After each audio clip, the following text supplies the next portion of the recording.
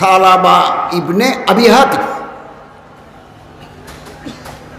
ছাগলের খামার, ভেড়ার খামার মদিনা শরীফে, অনেক পয়সাওয়ালা। একদিন নবী করিম সাল্লাল্লাহু আলাইহি ওয়াসাল্লামের দরবারে আসি, বলেন ইয়া রাসূলুল্লাহ, আপনি একটু আল্লাহরে বলেন না, আল্লাহ যেন আমারে কোটি কোটি টাকার মালিক বানায়। হযরত সাল্লাল্লাহু আলাইহি ওয়াসাল্লাম বলেন, আমি তো এরকম দোয়া কোনোদিন করি নাই। আমি দোয়া করলে তো আল্লাহ উহুদের পাহাড় আমারে সোনা বানায় দিবেন,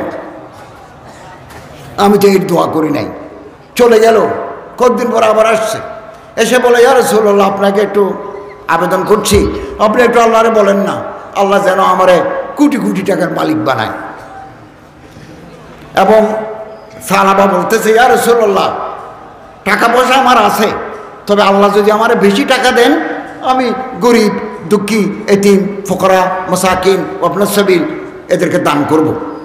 যারা মেয়ে বিয়ে দিতে পারে না তাদের মেয়ে বিয়েদের ব্যবস্থা করবো, যারা ঘর তৈরি করতে পারে না ঘর তৈরি করে দেব। তখন রাসূলুল্লাহ সাল্লাল্লাহু আলাইহি ওয়াসাল্লাম দোয়া করেন, আল্লাহুম্মা রযুক সালাবাতা মালান, খোদা সালাবার সম্পত্তি বাড়াই দাও। তো রাসূলুল্লাহর দোয়া মুহূর্তের ভিতরে আল্লাহ কবুল করে নিলেন।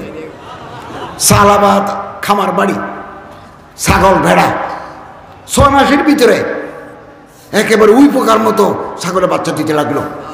আগে খামার ছিল 2টা, এখন হয়ে গেল 6টা। যত খামার বাড়ে মদিনার মসজিদ থেকে তত দূরে চলে যায়। আগে 3 ওয়াক্ত নামাজ মদিনার মসজিদে আসি পড়তো, এখন যখন ছাগল বেশি হয়ে গেছে জুমার দিন আসে। যত টাকা বেশি মসজিদ থেকে দূরে। এরকম মাল বল বনুন, এগুলো ফিতনা। যেই সম্পত্তি আল্লাহর সাথে সম্পর্ক করে দেয় এই সম্পত্তি আল্লাহর রহমত, যে সম্পত্তি আল্লাহ থেকে দূরে নিয়ে যায় এই সম্পত্তি গজব।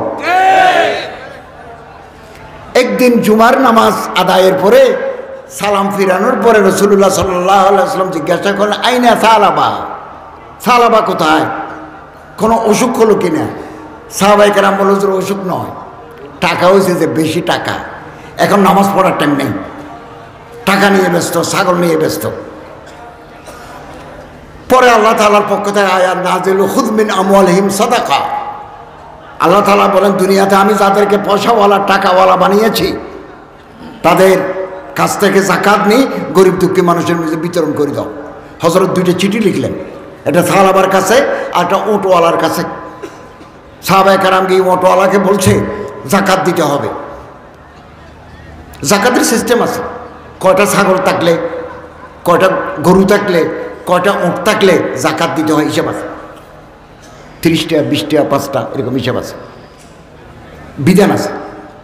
উটওয়ালা খুশি হয়ে গেল, আল্লাহ রাসূল সাল্লাল্লাহু আলাইহি ওয়াসাল্লাম চিঠি লিখেছেন আমি যাকাত দেবো, ভাই আপনারা খামার বাড়িতে ঢুকেন, হিসাব করে যাকাত নিয়ে যান। এই মুনাফিকের কাছে যখন গেল সালাবা ইবনে আবি হাতিম, বলে হায় হায়, কিছু টাকা পয়সা নাড়াছাড়া করি বলে আল্লাহ রাসূল আমার উপর যাকাত ধার্য করে দিলেন। হায় হায়, একথা বলে, দেবে না একথাও বলে না, দেব একথাও বলে না। সাহাবায়ে কেরাম ফিরে আসছেন, এসে বললেন, ইয়া রাসূলুল্লাহ, ওটওয়ালা যাকাত দিল, ছাগলওয়ালা হায় হায় করে। কিছুদিন পরে কোরআন শরীফের আয়াত নাজিল হয়ে গেল, ওয়া মিনহুম মান আহাদাল্লাহ, যারা আল্লাহর সাথে ওয়াদা করে, আল্লাহ যদি আমার টাকা পয়সা দেয়, লানাসাদদাকান্না ওয়া লানাকুনান্না মিনাস সালিহিন, নূরে তাকিদ, লামে তাকিদ, डबल ताकिद, हम जरूर बिजरूर अदा करेंगे, सदका देंगे। আল্লাহ যদি আমারে টাকা দেয় আমি অবশ্যই যাকাত দেব, নেককার মানুষের অন্তর্ভুক্ত হব। আল্লাহ যখন টাকা দেয় বখিলু বিহি ও তাওয়াল্লাহুম মুরিদুন, বহালতি করে দিতে চায় না, মুখ ফিরে ফেলে। রাসূলুল্লাহ সাল্লাল্লাহু আলাইহি ওয়াসাল্লাম এই আয়াতের ব্যাখ্যা মদিনার মসজিদে করলেন রাতের বেলা। সালাবার মামা ছিল ওখানে উপস্থিত। রাতের বেলা খামার বাড়িতে গিয়ে বলে, বাগিনী হ্যাঁ ঘুমাচ্ছ যে, তোমার সম্পর্কে আয়াত নাযিল হয়েছে, কালকে যাকাত দিয়েছ। 500 ছাগল, 500 রশিদে বাঁধি রাখাল বালক নিয়ে মদিনার মসজিদে আসছে সকাল 8টায়। মদিনার সাহান ভর্তি। হযরত বললেন, কোনো গজবা নাই, সরিয়া নাই, যুদ্ধ নাই, এত গনিমতের মাল কোত্থেকে আসলো? সাহাবা আসি বলে, ইয়া রাসূলুল্লাহ একটু দেরি হয়ে গেল, চিঠি পাইছি, যাকাত নিয়ে আসছি। আল্লাহ রসুল বলেন গত রাতে আল্লাহ আমারে মানা করে দিয়েছেন আমি না তোমার কাছ থেকে যেন জাকাত গ্রহণ না করি। আমি আপনি ক টাকা জাকাত দেব, আল্লাহ তাআলা গ্রহণ করলেই তো কামিয়াবি। এদেশে অনেক ধনী আছে, কোটিপতি আছে, ফ্যাক্টরির মালিক আছে। আপনি আমি যে জাকাত দেব আল্লাহ তাআলা কবুল করলেই আমাদের কামিয়াবি। আল্লাহ তাআলা কবুল নাও করতে পারেন, জাকাত দেওয়ার আগেই আপনি দুনিয়া থেকে বিদায় হয়ে যেতে পারেন। অতএব শুকরিয়া আদায় করি, নেয়ামতের শুকরিয়া জাকাত। জাকাত বহু ধনী ব্যক্তি আছে বাংলাদেশের বাইরে, বলে যে এই ছাত্রদের, গরিব ছাত্রদের খাবার আমি দিয়ে দেবো, সব খাবারের ব্যবস্থা আমি করব। এরকম বহু নেককার বান্দা বাংলাদেশে আছেন, আছে না নাই? আছে।